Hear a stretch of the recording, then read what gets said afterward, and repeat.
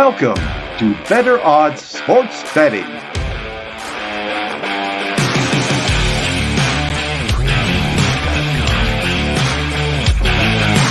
Here's our hosts, Kev O'Neill and Kyle Hunter.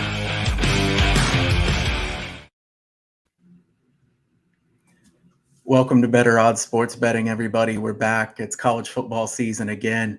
If you didn't know college football was back, how about those games last night? The backyard brawl in Penn State and Purdue coming through in a big way. I don't think I realized how much I missed college football until I watched those games last night. Amazing stuff. Joined here by Kev O'Neill, as I am always, of theoddsbreakers.com. We're also joined by Kelley Ford. Kelley with a website, kfordratings.com. Am I correct on that, Kelley? Yep, that's correct, Kyle. Yeah, Kelley, thanks for joining us today. Pleasure to have you here today. I know you do a lot of college football ratings work, and we're excited to talk to you about breaking all these games down.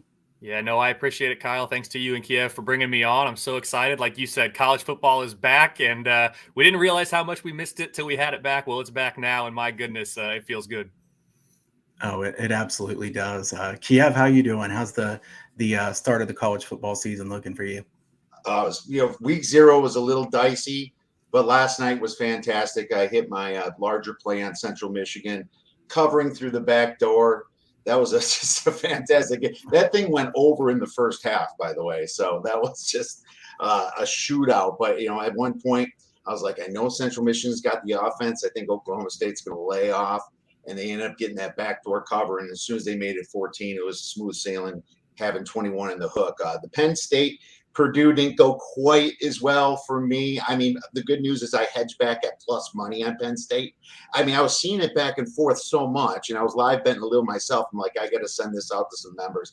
You got to hedge back in this situation. It was in the fourth quarter, and my number wasn't as good as when I sent it out. As soon as it came out, Penn State went 3 and out, so hopefully they got a better number. But the important thing is that it was a great game, and lots of controversy with that catch at the end, and I think it was a 50-50 call, but what a great start to college football, man. It got me so excited, Kyle. Oh, absolutely. Fantastic stuff. I feel like there was a couple close calls there. Also, the West Virginia one, that was a really close call right by the goal line. I do think that was incomplete, but, could have been a fantastic finish if that one was caught. I kind of wish as a fan we would have gotten overtime in the backyard brawl, yes. But college football delivered in a big way. Kelley, why don't you take a little bit of time to tell us about your website and how you kind of analyze college football? Yeah, absolutely, Kyle. So as you mentioned, I have a website, kfordratings.com. You can also find me on Twitter at kfordratings. That's where I'm most active. But my work mainly is in 2 areas. It's power rating and resume ranking. So for all 131 FBS teams this year, I have a preseason power rating, or now a week 1 power rating. Since we did have some week 0 games, we do have some in-season data for 18 of the FBS teams coming into week 1. So the power ratings wise, it's very similar. Think of like Bill Connolly, SP Plus, or Brian Formose, FEI. Those are the 2 guys who I really strive to be like and who I'm trying to emulate when it comes to making my power rating. So I studied everything about their ratings and their work before starting out on my own. But now that I am going on mine, it's been fun to kind of take the twists and the turns and learn as I'm going here. So in the preseason, which is what we still are for the large majority of FBS teams, it's really 3 factors that go into my numbers. And it's returning production, recent recruiting, and then recent team success or recent K-Ford ratings, which is what I call my power rating. So those are the only 3 inputs that I look at coming into the season. I'll be referencing those a lot as we talk about some games here today. And then once we get into the season, of course, I do take in-game data. So I know we're going to talk North Carolina a little bit. They've got a little bit of in-game data from their game last week, albeit against an FCS team. We can still learn against FCS competition, even though I don't have FCS ratings. And then for my other area of work, it's resume rankings. So I call them my most deserving rankings. And what those are, it's a results-based metric that I use to rank teams based on what they've accomplished to this point in the season relative to what the average top 25 team would be expected to have accomplished to this point in the season. So very similar to like ESPN strength of record in a lot of ways. But I use my power ratings as the engine for that. And then I take it maybe a half step further than strength of record. And I also incorporate a scoring margin relative to what would be expected of the average top 25 team to have against that schedule as well. So K Ford Power Ratings, most deserving resume rankings. I post them on my website. I post about them on Twitter. That's where you can find it. But I love college football, always have, and it's been a cool way for me to kind of use my math background to further enhance my hobby here with college football. And people use it for betting. I don't always do that, but I know we are on a betting show, so we're going to talk about betting today, and I definitely enjoy that as well. So. Yeah, absolutely. You got some fantastic stuff going on over there. I love the average for what a team should have won by versus what the top 25 teams. I think that's a fantastic way of looking at it. And like you said, in game, how they've performed is going to be really interesting, especially early in the season when you don't have too much data to go off of. That's definitely very helpful. Kelley also has a podcast. Give a quick plug there for your podcast. I love the name of it, Kelley. I do, Kyle. Yeah, thanks. And Kyle knows it very well because he was a guest in our inaugural season last year. But yeah, my buddy Zach King and I have a podcast. It's called We Hate Your Team. And we are definitely embracing the hate more this year, Kyle, on season 2. We were nice guys last year. We're definitely embracing that name and embracing the hate this year. So we're back for season 2. We've had a few episodes already. We drop new episodes every week on Thursdays. We're also going to get into our live shows on YouTube on Sunday nights here once the season gets rolling. And then once we get later in the season and we have college football playoff selection committee rankings, we do live reactions to those on our YouTube channel on Tuesday nights as well. So Thursday, new episodes, Sunday live show on YouTube, Tuesday live show on YouTube later in the season. My buddy Zach and I at We Hate Your Team _ on Twitter. You can find us wherever you listen to your podcasts. Nice. Definitely tune in for it. Great name. Love that. Guys, let's get into breaking down some of these games here for college football week 1. I have to say, this is a fantastic slate. Week 0 was a kind of whet your appetite. These are some fantastic games here for week 1. Let's start off with Oregon and Georgia. A big game where Georgia is essentially playing a home game. I know it's not a home game, but it's essentially a home game. So Georgia, a big favorite here in this one. Georgia by 16.5. This line's gone down just a little bit here in the last day. We had 17.5. Now we see 16.5. So there's been some buying in on Oregon in this one. Kiev, I'm going to let you start on this one. What are your thoughts here on Oregon and Georgia? Absolutely. First off, Phil was wondering where the North Texas hat is, Kyle. I'll give Phil a little wink for I might have North Texas involved a little bit later in this show. But, Kyle's usually has the best hats, but he's got to rep Cincinnati, who was a group of 5 school that made the playoffs. I love that right now as well. So props to Kyle for wearing that. This total confuses me a little bit. I don't know why it went up. I see it 54 in DraftKings. And, obviously there's a little push on Oregon, which I also agree with because nobody knows this offense better than Kirby Smart. But the second person is probably Oregon head coach Danny Lanning. He's the defensive coordinator in this team. He sees all the ins and outs. Georgia lost a lot of power, I would say. They still have Burton, but they lost Pickens. And actually Burton left. He went to Alabama, right, Kyle? And that's 2 big receivers they had in that offense. But the thing about this is Georgia, they're going to come in with the attitude that we're not going to let our defensive coordinator who left us for a coaching job score on us, so they're coming in with a chip on their shoulder too. I like how Georgia just kind of milks the second half a little bit. I wouldn't be betting the under on the first half. But I think this game stays under just based upon the defensive prowess with Danny Lanning and the Georgia kids that are 4- and 5-star recruits. I think these points is way too much. I took the under 52. You can get a better number than that right now. I think it's worth it for a couple stars. Makes sense to me. I can certainly understand that. As far as my thoughts on this game here quickly, the Bo Nix experience is always a wild one. We never know exactly what's going to happen with him. I remember a few of those plays where he looks amazing, and then some of those plays where you wonder what's going on. I think Oregon's going to be a good team. It's just how high is their ceiling? They do have quality talent. And I think some people overlook the fact that they have some great linebackers. Sewell, Justin Flo, some really good linebackers. I think probably top 6 or 8 group linebackers in the country. You give Lanning that good of linebackers. I think Oregon's defense has a chance to be just as good or better than last year. They kind of underachieved last year for having such a star in Thibodeau. So to me, Georgia, they get ahead. They usually slow the pace down, kind of like Kiev said. They're not a team that usually runs up the score. I would think they'd run the football a lot, use the time. So I think that makes a lot of sense. I would lean toward taking Oregon plus the points if I were taking something here. I think the under makes sense as well. Like Kiev said, interesting to see the line going up, even 54.5 in some places. Probably at least some of that, guys, probably due to the fact that there were so many high scoring games last night. Those games last night had a lot of points in them, and people certainly remember that. So we'll see what happens in this one. But Kelley, let's hear your thoughts here on the Oregon and Georgia game. Yeah, I agree with a lot of what you guys said there. My numbers like Georgia in this game by 15.5. So I guess I would be taking Oregon in the points. And it's important to note I'm treating this as a neutral site game, though. I know we talked about that. It's in Atlanta. You can argue, is it really neutral site? My numbers view it as such because it's not in Athens. So because of that, I like Georgia by about 15.5. Georgia's my number 3 team coming into this year, guys, behind only Alabama and Ohio State. This defense was historic last year. We know that. They lost a ton. And I'm still projecting them to be the number 2 defense in the country this year, just because of all that great recruiting that they still have on that roster, including people they brought in just this year. Top 5 offense to go with it. This is a really good Georgia team. Oregon is nothing to scoff at. I've got them number 15 right now in my power ratings. But just, playing in Atlanta against Georgia, I like the storylines with Dan Lanning, but I expect Georgia in this game to roll. I see them winning by more than 2 scores.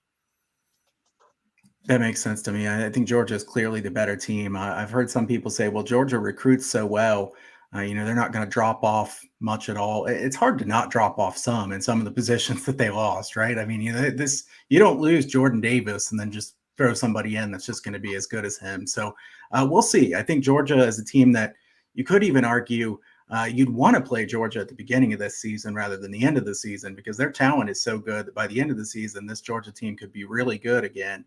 Early in the season, we'll find out. But I think this line is pretty close to right here on this one, and I agree with your guys' thoughts on this one. So let's move on to Utah and Florida. Utah and Florida, fantastic matchup here. I'll start on this one. I think Billy Napier is a really good coach. I think he'll do a good job at Florida. The question is, it's game 1. What's going to happen in game 1 of Billy Napier? A lot of unknown. I think Richardson's a good fit for him. One thing that I think some people do overlook is Richardson had a lot of turnovers, some really bad decisions, things that really can't happen in close games against good teams. So is he going to keep that up, or is he going to cut down on that? The Florida defensive line was really weak last year, 4.46 yards per carry allowed. I think Patrick Toney's defense will improve there. I know Utah is getting a lot of hype this year, and I kind of hate teams that are really hyped up a lot, but I have to tell you, I really like Kyle Whittingham a lot. I think he's a really good coach. If you go back, Whittingham's cashed over 55% of the time against the spread in his career. So just betting on Whittingham coach teams has made you really good money. They're 7-1 against the spread in their last 7 when they're either a dog or favored by 6.5 or less. And they're 60-43 in that role since 2008. So he's not done great when a big favorite, but when he's either a dog or a small favorite, Utah's done well. I think this is a Utah team that is really good in the trenches, and I like teams that are so strong in the trenches, veteran teams. I think Utah has a top 10, maybe top 5 offensive line in the country, and they're always excellent on the defensive line. You guys know that. So I think that'll be the same again here. I have to say, I lean Utah in this one, but I'm getting worried that this price is getting so expensive. This one has really moved a lot. There's been a lot of bets come in on Utah. Florida definitely is a tough place to play. So I'm curious to see what you guys think about this one. Kelley, what are your thoughts here? Yeah, again, agree with a lot of what you said there. A lot of hype around Utah this preseason, and I think it's deserved, right? Utah, in my numbers right now, number 9 in the entire country. Going on the road to the Swamp is not easy. I've got Florida as the number 29 team in the country right now in my power ratings. I think both of these defenses are about the same, actually, in terms of what I'm projecting. I know we talk about Utah's defense last year and Florida historically having a good defense. I expect Billy Napier to bring that side of the ball back. Both top 40 projected coming into this year, but the difference for me is on the offensive side. It's a top 10 offense projected for Utah, while Florida's merely top 25. So still a really, really good team. I do like Utah in this game. I like them by about 2.5, which is right around where the spread is. Makes me feel good about my numbers and my model. But yeah, I do like Utah. 58% win probability for the Utes, and I think they're going to get it done in the Swamp. This is the game that I'm most looking forward to this week. From a neutral national perspective, there's a couple big games. This is the one, though, that catches my eye as being the most projected to be the most competitive. Yeah, I like that. I think this is the funnest game. I think this one's is it in the evening? It's When is this game? this It's the same it's time as Notre Dame and Ohio State, isn't it? So it's a 7 p.m. kick, Okay. Eastern. So I'll have it here. Kyle, I've got the 5 TV set up. I'll have it on the main screen for the first hour, but then once Ohio State and Notre Dame get going a little bit later, this game will move to a secondary. But it's still prime time game, huge matchup. Very excited. Yeah, definitely. There's some great games Saturday night. There's a lot going on Saturday night. That 5 TV setup that Kelley has is going to come in very handy. I've got the 3 TV setup, so I'm not quite on his level, but it's still pretty good. It's sometimes I have to fight with the kids on whether one of the TVs is going to be on some kind of cartoon or something like that. But this Saturday, all three are going to be on college football for sure. Sorry about that, guys. My internet went out here. I'm back, I think. So yeah, we can hear you. So we were just talking on Utah and Florida. So Kiev, what are your thoughts on this one? Yeah. Well, here's the thing. Cameron Rising, how about that performance he had in the Rose Bowl? Even in a losing performance, that was absolutely fantastic. I think they should play I See the Bad Moon Rising when he comes up and plays football at Utah, because they are fantastic. Utah has an amazing home field advantage, as we know, but we're going to Florida here, and this line stunk for a long time. I mean, you're like, this Utah team, look what they did, and they're coming only 2 points favorite on the road against a brand new Florida team. Well, Richardson's a big guy, and a lot of people like to call him a potential like Cam Newton type player. Maybe Billy Napier can make him into a Cam Newton player, but I expect this offense to be a little bit sloppy, and I expect Utah to be buttoned up. I took the -2 a while ago, and it's at 3, so I'm not going to recommend it at 3. But the funny thing about this is that Utah should be playing with a chip on their shoulder. They're a big school that wasn't invited to the Big Ten as of yet. They weren't invited to the SEC. I'm looking at this situation, and I'm thinking that we have playoff hopes. You're coming in this game quite focused as a Utah fan. Now, the line at 3 makes me feel a lot more comfortable about my -2, but I'll tell you this, going and playing in the swamp, there could be a lot of surprises that you encounter. So at the 3, I'm just going to have to lean Utah, but it's going to be one of the best games to watch this weekend. Yeah, absolutely. I think if I had to bet the total, I'd probably lean to the over here. I think both teams will be able to score a decent amount. Weather is something that you should keep an eye on. Obviously, Florida weather this time of the year, you never know what's going to happen. And a lot of people talk about weather and how important it is once it gets to November and stuff. But there can be some weather early in the season as well, so pay attention to that. Let's move on to Cincinnati and Arkansas here. Another fantastic game. I feel like a broken record there, but these are some tremendous games here for week 1. I think both Cincinnati and Arkansas are really well-coached, quality programs. I think both Fickle and Pittman are easy guys to root for as well. These are two teams that I like to root for. Obviously, being from Ohio, Ohio State's my team, but I would say Cincinnati's my second favorite team. Like Fickle quite a bit. Gaduli comes in as the new offensive coordinator. They'll run the same type of offense, but Cincinnati lost so much from last year. I mean, Cincinnati is recruited well. They're a good program. But how do you lose 9 NFL draft picks or 9 guys in the NFL now and not drop off at least some if you're Cincinnati? This is not, Alabama or Ohio State or Georgia. I think Cincinnati has to drop off some. I do think it's a little bit odd, too, that Ben Bryant leaves and then comes back. I don't know if Bryant's going to see more of the time or if it's going to be Prater. I know a lot of Cincinnati fans think the youngsters is really their future. I think, the offensive line is Cincinnati's strength. So Cincinnati's going to try to run the football as much as they can. They have the Pace brothers as stars now at linebacker after Ivan transferred in from Miami. And I think he'll probably be the better of the Pace brothers. But Arkansas, KJ Jefferson was 13th at PFF in quarterback grade last year. So I guess kind of the question is, you lose Burks, and obviously that's a huge loss. How much does that hurt him? Because obviously Jefferson can make plays with his legs. How much can he do with his arms? My big concern for Cincinnati in this game is Cincinnati got ran over by that Alabama offensive line in the playoffs. And if you go back to last year, the Alabama offensive line was not as good as this Arkansas offensive line. I think Arkansas is going to want to run the football early and often here. I'm a bit concerned that Cincinnati won't be able to stop that. So initially I thought I would lean toward taking the points with Cincinnati. It was 7 for a while. It dropped back to 6. Now we're sitting at 6.5. If I had to bet this game, I would lean Arkansas. So as a fan, I like Cincinnati, but I think this matchup could be tough for them. Kiev, what are your thoughts on this one? Yeah, it's a fantastic matchup because you have that playoff team, obviously, coming in here against another SEC opponent. Obviously they have SEC's got an amazing track record. Arkansas was completely mind-blowing last year how well they did, and KJ Jefferson was a big leader here. But like you said, losing Treylon Burks and a couple other guys is very interesting. They did get a stud linebacker and transfer from named Drew Sanders. I think he's going to make a little noise this year as well. And Bumper Pool, the name that Kyle likes to say, amazing, all day long, all year long, we're going to be saying Bumper Pool.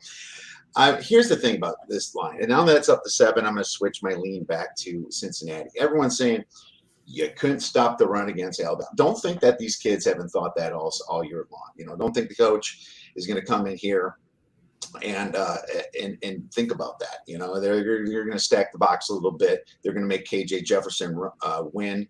I like Jefferson a little bit more on the run than as a pocket passer, so I think that's kind of intriguing right here. It almost feels like I should be touching the spread at 7, but I'm not. If it gets to 7.5, I'm going to probably be forced to bet Cincinnati just for their integrity of making the playoffs last year. But it is true they did lose a lot of players, and my pure power number is minus 5.25. So it's not a play yet, but I'm just curious to see where this line goes. What do you think, Kelley, about this one? Yeah, so for me, this game's really, really interesting, and I want you to take what I'm about to say in context. The AP has both these teams ranked. I would have neither of these teams ranked in a top 25 power rating. They're both just outside. I've got Cincinnati 27 and Arkansas 30. I'm still super excited about this game. I think it's going to be fantastic. I think it's going to be close. I've talked about this before on other outlets. I probably have Arkansas undervalued at this point in the season because my numbers, I talked about earlier what go into them. One thing that was missing from that are the intangible things that you can't really measure or capture mathematically, which is what my model is all about. So all of the intangibles about Arkansas specifically, but to a lesser degree, Cincinnati as well. Sam Pittman being a great culture fit there. Luke Fickell saving at Cincinnati. Just the momentum around both of these programs, just the arrow seems to be pointed straight up in both these places. Cincinnati getting ready to make the jump to the Big 12. Arkansas just building and building under Sam Pittman. I think they're going to explode. They play in the SEC West, right? So that's the toughest division in college football. It's hard to really rack up a lot of wins in the SEC West. Both these programs heading in the right direction. I'm really excited for this game. I think it's going to be fantastic. It was the runner-up, and I know later we're going to talk about which underdog for 3.5 points or more do you like to have a chance to maybe win the game outright. This was my runner-up game because you guys just mentioned the line 6.5, 7, somewhere around there. My numbers like Arkansas in this game, but they only like them by 2. So I've got it as a 56% win probability for Arkansas. I expect it to be really close. It's almost a dead even matchup on both sides of the ball, both top 20 Cincinnati offense, Arkansas defense, and then just right around top 25, top 30 for the other sides of the ball. So the difference in my opinion in this game really is the home field advantage. That's kind of how it get down to my 2-point projected spread. So yeah, give me Arkansas, but I'd be taking Cincinnati in the points, and I wouldn't be shocked if Cincinnati went down there and pulled the upset. And I think that could really throw people for a loop down in Arkansas with all the excitement, and also just in the SEC West. People might write off Arkansas a little bit earlier than they should because this Cincinnati team is really good despite everything they lost from last year's playoff team. And Kelley's not making any SEC friends on this show, I'll tell you that. I guess I am 0 for 2 there, huh? No, I gave him Georgia, so I'm 1 for 2 on that. But yeah, but sorry to my SEC friends. His podcast is named "We Hate Your Team," so I mean, how much love is he actually going to give out, right? Let's move on here. Kelley picked this game, so I'm going to let Kelley start on this one. It's North Carolina against App State. I think this is a really sneaky little great game there in Boone, North Carolina. Kelley, what is your take on this one? Kyle, remind me what's the line right now? The current line? We got North Carolina favored or App State favored? App State's favored now minus 1.5. The total is 56.5. Okay, so App State favored minus 1.5. I like this game for a lot of reasons. First and foremost, it's a regional college football game. I think college football, it's always been, and it should always be. We know it's not with conference realignment. I love regional college football games. I get really excited about these. I think it's going to be a great environment there in Boone. My numbers, so App State's favored. My numbers actually like North Carolina in this game by a point. So again, not huge deviation from the spread, but it is across that money line. So I would take North Carolina this one. I take a money line to try to make a little bit more on that. 53% win probability for North Carolina. I have them as the number 38 team in the country right now in my power ratings. That is down from number 33 last week. So while I did like what I saw from North Carolina to a certain extent, they did not perform to the level that my numbers would have expected you to perform against FCS quality opponent in week 0. So I do like North Carolina. Like I said, number 38. I've got App State right around number 51. I think the best unit here in this game is that North Carolina offense. I've got them top 20. That App State offense right around number 50 as well. So both offenses, I think, are going to have the better of the defenses here. But give me North Carolina in the upset straight up. I do like them to win. But either way, regional college football, that's where it's at for me. That's why I wanted to talk about this game. That's why I wanted it on the show. So that's what I think, Kyle. Nice. I think I'm going to lean the other way in this one and think App State has a good shot in this one. I'm not going to bet this game, so I'm more a fan of this one than anything else. I will tell you, I considered the under in this game. That was my strongest lean here. But North Carolina's defense is underachieved for so long now. I'm wondering when their defense is actually going to play up to their potential. And honestly, kind of what Kelley alluded to there, 335 yards given up against Florida A&M. I mean, Florida A&M had quite a few points. They had 24 points before the end of the third quarter. So it wasn't just last second scoring in that game or anything. North Carolina's defense concerns me. Now, on the App State side, the question is which Chase Bryce shows up. So is it Duke Chase Bryce, or is it last year's Chase Bryce, or at least most of the year? He did have a couple games last year where he really cost them, but was good in general. App State shouldn't be able to throw the football very well. The question is, can they run it? With Peoples and Noel, they have two really good running backs for sure. Good offensive line. I think that App State is going to be so amped for this game. I think it's going to be a fantastic environment for football. I'm looking forward to this game a lot as a fan. This is one of my favorites of the weekend, even though it's not quite the marquee matchup. But like I said, I leaned under. I had to stay off of it because I'm a bit worried that North Carolina's defense just chronically underachieves. So, Kiev, what is your thought on this one? Well, I'm a little biased. I have a +3 on App State, and I took that 3 weeks ago, and so now I'm sitting here. But my power rating is all I can give you is I have them -1.5 points. I have App State right now, but here's the thing: App State has underachieved when they stepped up in competition, and that's kind of been the fact with them since that big Michigan game years ago. Probably like put them in the FBS. I mean, last year you kind of look and they go to Miami and they lose that game at Miami. And this is kind of when my people weren't quite high on Miami. I believe they were probably a favorite in that game. And then, when they played Lafayette, Louisiana, we should say that Lafayette name dropped. They lost both of those games. They lost the bowl game against Western Kentucky. They just kind of sink when they come in this level. But here's the thing. North Carolina is not making any friends with the fans right now, especially their first game against Florida A&M, allowing them 24 points. And North Carolina really pulled away at the very end. Now, here's the thing. These kids know that they're coming into this game. The best unit in this whole game, I agree with Kyle, is the North Carolina offense. I'm going to tell you right now, this line is going to go to 3. I see the momentum right now. It's a big game for Appalachian State. You're going to get a lot of contrarian public coming in, feeling like they're on the right side. I will probably have a full buyback at the 3 if this happens, and I expect a very close game, a one-score game.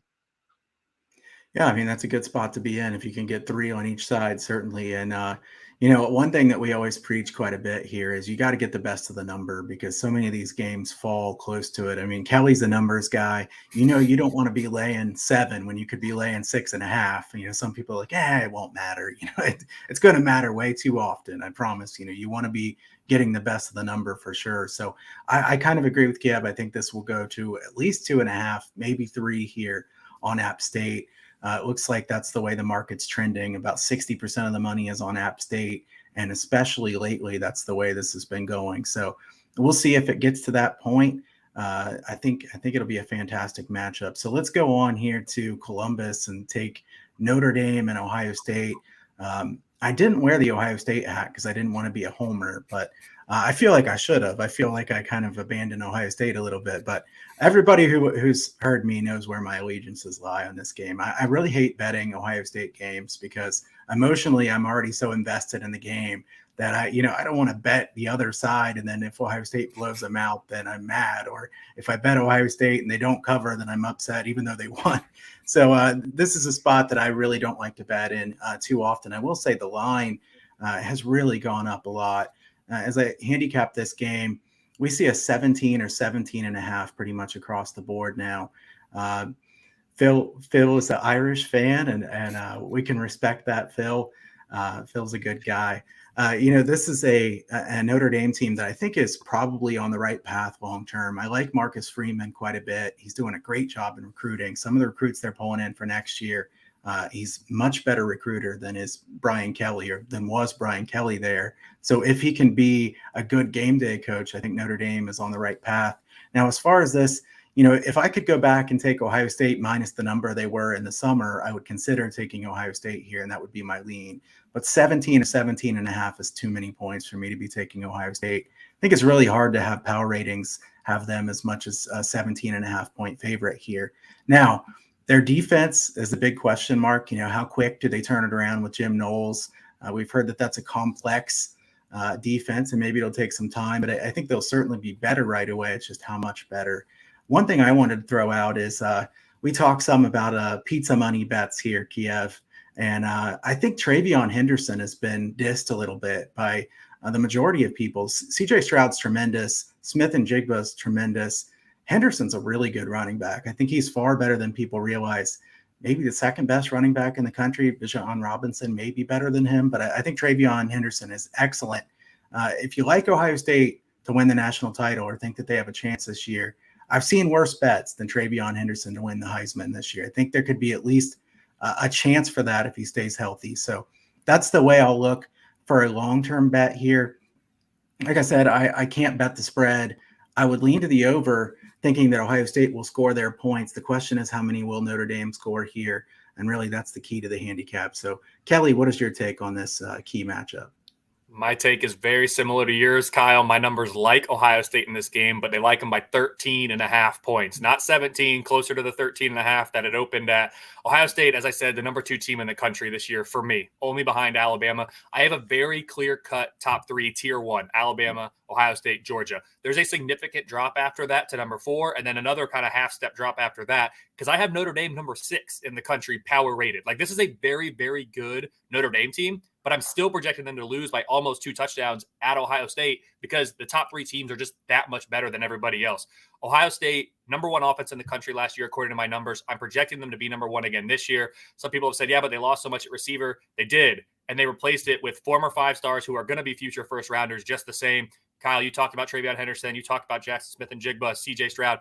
There's Heisman Trophy contenders all over the field on that offensive side of the ball. The question mark, as you said, is the defense. They brought in Jim Knowles. Can they turn it around? My numbers think they can. And part of this is driven by there's a lot of talent in terms of recruiting rankings on that defensive side of the ball already. They underperformed last year relative to where you would expect a team with that talent roster to be. I'm projecting the Ohio State defense this year to be a top 20 unit. Notre Dame, top 20 on offense, top 10 on defense, number 6 overall. But going into Columbus in week 1, like you talked about earlier, Kyle, you want to play Georgia early. Maybe you want to play this Ohio State team early, right? Oregon got them last year in a very similar situation. Now, of course, Michigan got them late, but Oregon took advantage early. Can Notre Dame take advantage early as a defense is still trying to figure out their identity and what they're all about? But give me the Buckeyes, 83% win probability, 13 and a half points. I think they're going to roll. Makes sense. And I think you could make the argument that if you're going to play Ohio State, you'd rather play them in week 1 than you would at the end of the season this year, especially with that defensive change. So, Kiev, what is your take on this matchup? Well, first of all, Kyle, if you're going to talk about running backs and you don't mention Braylon Allen, my Wisconsin, I knew that was coming. I mean, that's like this right there, first of all. So I have no idea. Jonathan Taylor, hello, number 1 in fantasy. Okay, all right. Let's drop that. But anyways, this spread's massive.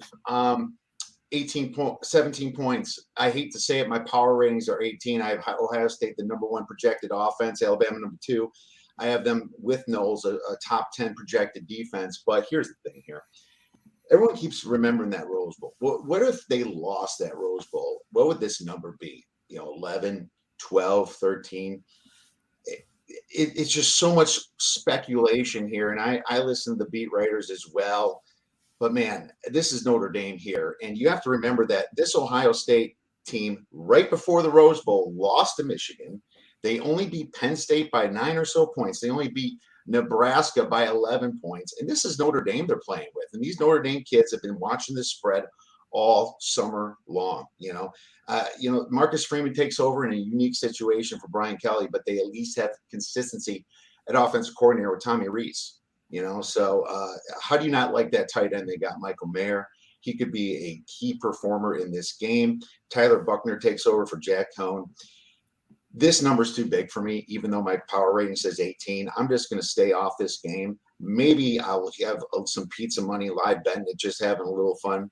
But if you didn't get this 13 back in May, then you shouldn't be betting it. If you weren't prepared to grab the 13, there's no reason why you should be grabbing the 17 or 18, in my opinion. And this spread is just too massive, and everyone might be shocked that Notre Dame hangs a little bit with them. I have Ohio State winning this game, but there's absolutely no way that I can go with this massive of a spread. And if there's a college survivor, this will probably be one of the bigger picks coming up this weekend, if it's Power 5 anyway.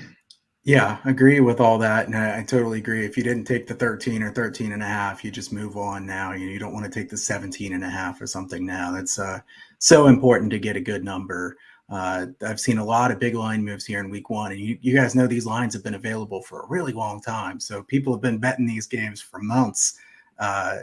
Keep that in mind. This is not the average week when it comes to betting college football. And I'd like to add, if this is close at halftime, you're going to get more value on Ohio State from the second half than you're going to see with the spread itself. This could start a little rocky. There could be some shenanigans, some crazy play calls the first couple drives. If this is close at half, you're going to get, maybe under 14, under 13 points on Ohio State, and they could still pull away. I like how Ohio State pulls away in the second half of a lot of their games. So. And I would just add to reinforce what you guys said. You're the professional bettors here, not me. But from a number standpoint, ask yourself what's changed. We talk about these big line movements from when they open to now. What has changed? Is there a major injury? Is there a suspension? The answer to that is no. So if nothing's changed, why would you change your stance on the betting? That's kind of how I look at it from a numbers perspective when I'm power rating teams. So yeah, I agree with what you guys are saying. Sure. Yeah. There's some people that love to bet something after they see steam on a certain move. And I question that judgment just because, just following what other people are doing, then they say, well, look at the steam move. They did a good job on minus 13 and a half. Well, now you're betting 17 and a half. And that game's going to fall in between that way too often. So your record isn't going to be near as good as those guys' record. So keep that in mind before you bet these games. Let's go on to a late game here for Saturday night. We're going to talk Boise State and Oregon State. I think this is a really good late game too. I think Kelley appreciates these really nice late slates as well, because I know I love having the multiple TV setup going. And once the kids all go to bed, wife goes to bed, I can watch all the games. And it's like, okay, here's the spot where I get to watch everything. I hate it when there's just terrible games on late at night. So good game here for the late slate. Boise State and Oregon State. Kiev, why don't you start us off on this one? Boise State, Oregon State's a very interesting game to me. It went up to the 3, and then it went back down to 2.5 here.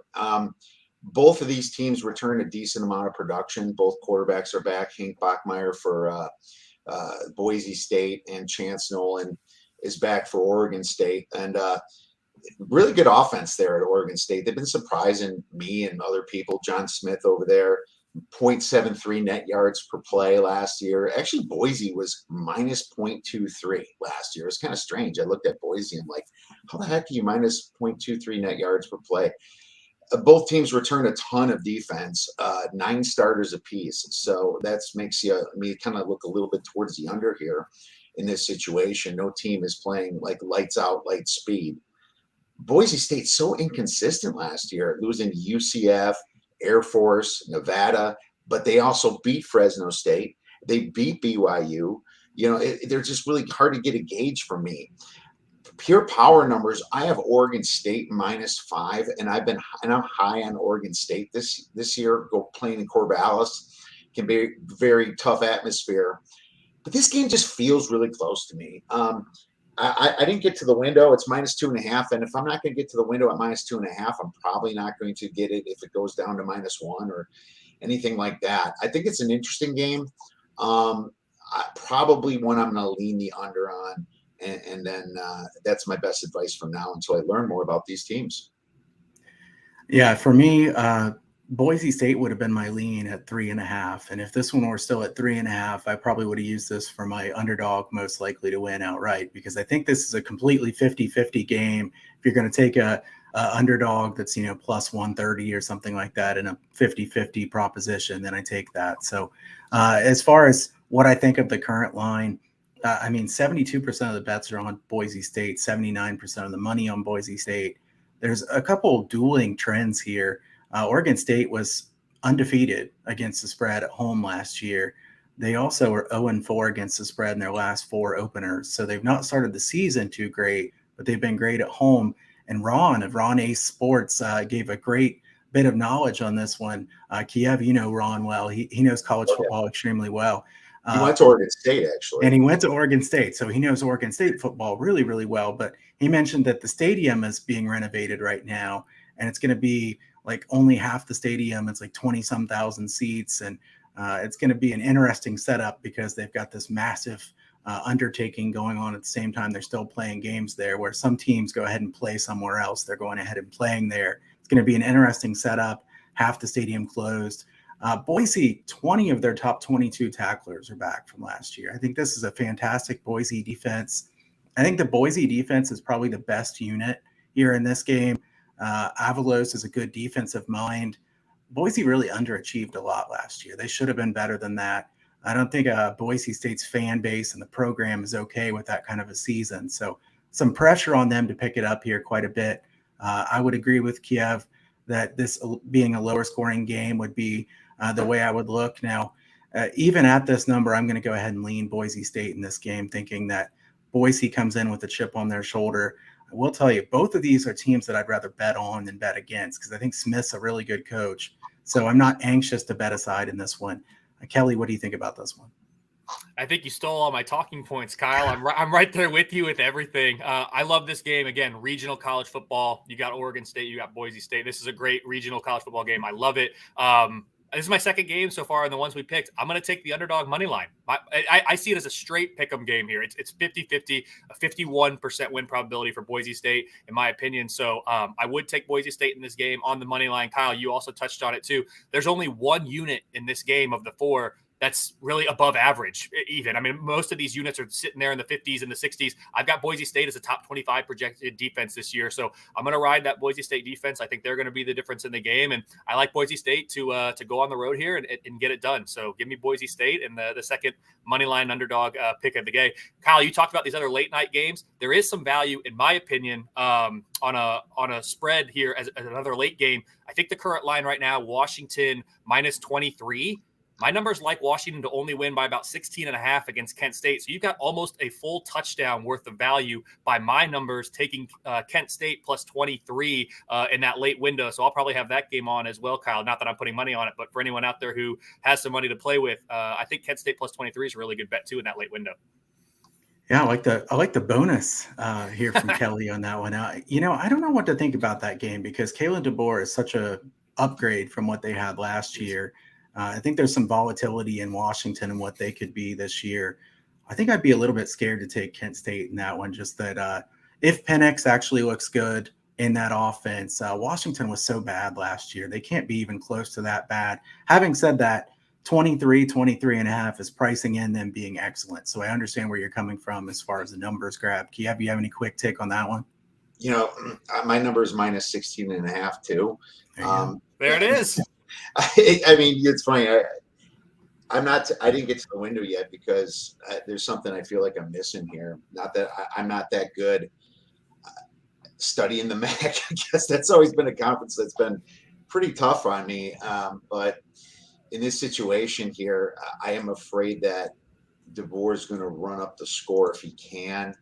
He does play a little bit of a pace at times, and that it makes me wonder what this new Washington offense is going to look like. Washington's another team that the Big Ten said no to when they wanted to move up with Oregon, which is I think the Big Ten's nuts for not doing that personally, but that's a whole another discussion here. Now, Penix has played with DeBoer back in Indiana. DeBoer was a coordinator back then when Penix is actually doing well. So that makes me a little concerned as well. Kent State plays fast. Lightning speed means they'll lose fast. So that means they're going to give the other team more possessions to score more points. And that's where I'm worried about being on this side, even though my numbers say very early too. Yeah, for transparency, my number is -20.5 here on Washington. So I am higher on Washington. I wanted to be higher than the market on them, and I can't be higher than the market because the market likes them so much in this game. So we'll see what comes of this one. We have one more game to talk about here before we get to our underdog to win outright, and that's Florida State and LSU. I'm not going to steal Kelly's talking points here. I'm going to let him talk first. So Kelly, what do you think? Oh gosh, there's the pressure now. So generally speaking, don't love neutral site college football games. Opening weekend, big cities, big programs. I can get behind it. I think the line's spot on this one. I believe it's LSU -3. That's exactly what my numbers think as well. I've got LSU as the number 24 team in the country right now. Florida State number 32. So I do expect Florida State to be improved from what we've seen in years past. I'm really excited and curious to see what Brian Kelley can do down there in Baton Rouge. I think he was a great coach at Notre Dame. He took Notre Dame to places they hadn't been in a while. Never won that big game. I think that's a talking point that everyone's very familiar with, but he put them in position to be there. Not many programs can say they were in those positions. I think the best unit on the field here is that LSU defense. I do have them top 25. I think it's going to be a very even matchup. LSU offense versus Florida State defense, both around top 40, but that Florida State defense merely a top 50 unit. So I do think that LSU defense is the difference in this game. I do like the Tigers to get it done. Again, I'm treating it as a neutral site game. Is LSU playing in New Orleans against Florida State neutral site? Probably not. But even with that, I still like LSU to win by 3. So if you put it in some home field advantage points, I like them by even more. So give me LSU in this one. But I do think Florida State's a team that's going to be much improved this year. And in my opinion, college football is better when Florida State is good. I'm not a Florida State fan, but I do like when Florida State's good because I think spreading out that talent down there in Florida, if they're not all going to Ohio State or Alabama or Georgia, if they can stay at Miami, if they can stay at Florida, if they can stay at Florida State, that's better for college football in the competitive landscape. So give me LSU in this one. I don't want him to go away from Ohio State, Kelly. I get your point. The betterment of college football. I understand your point. I get it. I just hear that as a Buckeyes fan. So, Kiev, let's hear your take on this one, because I'll be honest, I don't have a strong opinion on this game. I think it's tough to have a real strong opinion, especially on a side for LSU. So much new going on for LSU. Who knows what to make of them? I feel like they could go 4-8 and it wouldn't be stunning, and they could go 9-3, 10-2, and it wouldn't be stunning. So, Kiev, what do you think about this matchup? I think my spread is really close to where it is, -2, -2.5. Here's something interesting. The under is 5-0 in the Seminoles' last 5 games overall, but the over is 5-1 in the Tigers' last 6 neutral site games. So there you go. I mean, this site is more conducive to the over, right? Being in a protected area, being on turf, so I actually have a play in the total. It actually moved against me. I see some 49s right now. I liked it at 51.5. But to be honest with you, I can't handicap this game as Florida State versus LSU. I can only handicap it Florida State versus like a fresh Notre Dame team. Funny about this is this game happened with the coaches last year, game 1 of the season, where Notre Dame won 41-38 against Florida State. These coaches, it was back and forth and back and forth. It was a night game and everything. I remember exactly where I was watching it up in Flagstaff. Florida State was actually a decent team last year, but with a massively hard schedule. They had to play Notre Dame. They had to play Florida in the non-conference. Yeah, they had to go to Clemson. Right. So, they're a little bit better than people thought. LSU's got all those transfers, and I don't even think we know if it's Jaden Daniels or redshirt freshman Garrett Newsmeyer, but I don't think it matters because I think that their defense is going to be a little bit suspect in the beginning. I think Florida State's going to get their points. And I also think that LSU is prone to give up points even that first big night in their own stadium. I think in general, night games are for the under in LSU, but this is a brand new team, a brand new experience, and this is a massive game for Mike Norvell. He needs this. Brian Kelley doesn't need this as much as Mike Norvell does, in my opinion. So one thing I did notice is that both offenses ranked in the top 29 in explosiveness. So that's more conducive to the over as well. I think history repeats himself, and I think we're in for a shootout. I think this is for a college game of this caliber and so much new faces on defense the over is the look, and I took that for a couple stars. Yeah, I think that makes sense. I'm actually going to be looking at this game a little bit more here later today because I'm surprised this line has come down on the total. I would think that playing on a fast track like this, 49.5 is a pretty low total. I don't know what to make of Jaden Daniels. I've said this before. I feel like he's either like the best bad quarterback or the worst good quarterback, like somewhere in that range. He shows flashes. He hasn't been consistent. I'd like to see how he plays before I'd want to back LSU, that's for sure.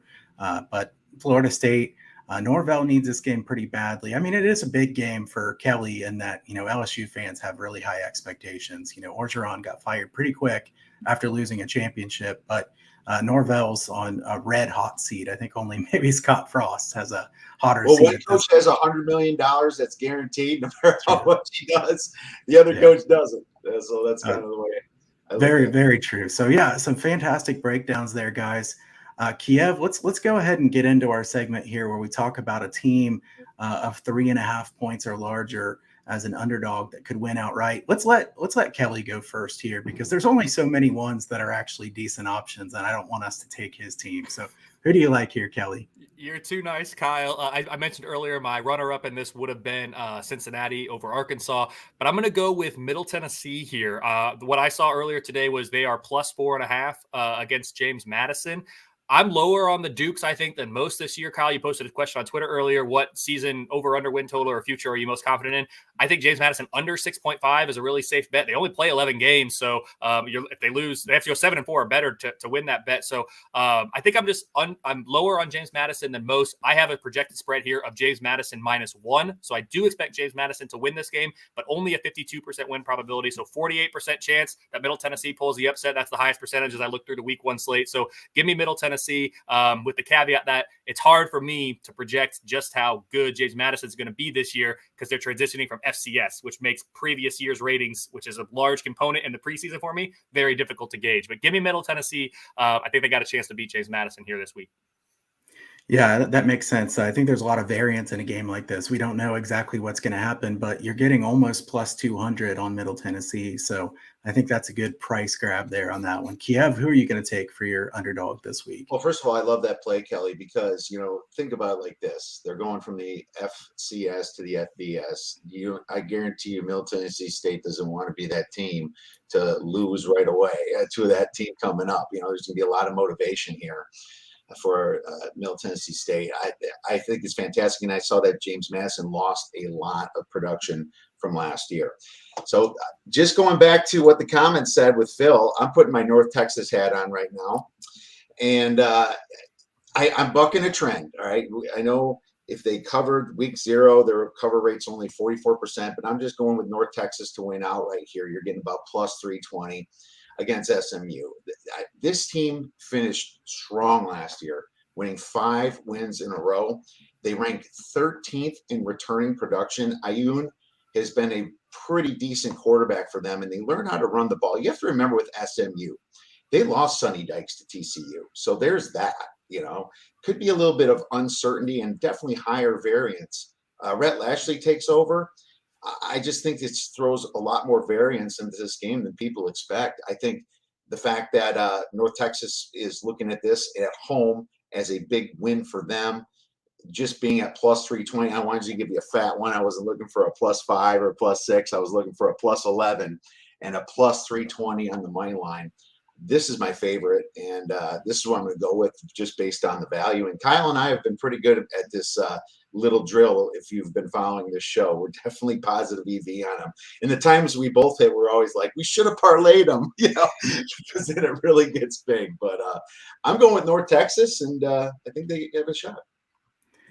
I have to say that's a bold call for sure. I don't know how I feel about that one. I think that there's enough variance that the plus 320 makes sense. Probably a better play to take the money line plus 320 than it is to just straight bet them plus 10 because there's going to be a high scoring game there. There's going to be a lot of points. I'm going to take the smallest of the underdogs of the three of us here today. Like I said, I would have taken Boise if they were still 3.5. I'm going to take Southern Miss here. Southern Miss is a team that I really like the season win total over on. That was one of my favorite plays. Got over 4.5. Southern Miss played 10 quarterbacks last year. I mean, everything that could have gone wrong for their offense went wrong. Will Hall's a good offensive mind. They have to be better than they were last year on offense. And actually, their defense is pretty good. Tylen Knight comes in. I think they should be a good defense.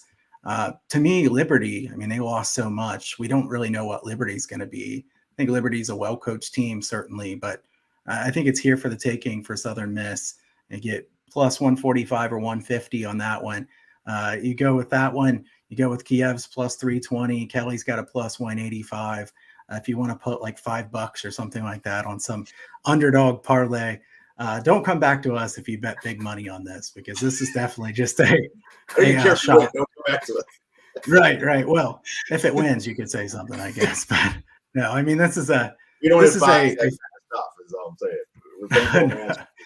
To be fair, as Kiev said, we have done really well on this segment. You know, it's kind of a fun segment where we always preach bankroll management in general. So don't do anything crazy, but it's a fun segment. And I think those are some underdogs to keep an eye on this week. Kelley, thanks again for joining us. Why don't you let everybody know where they can find your work?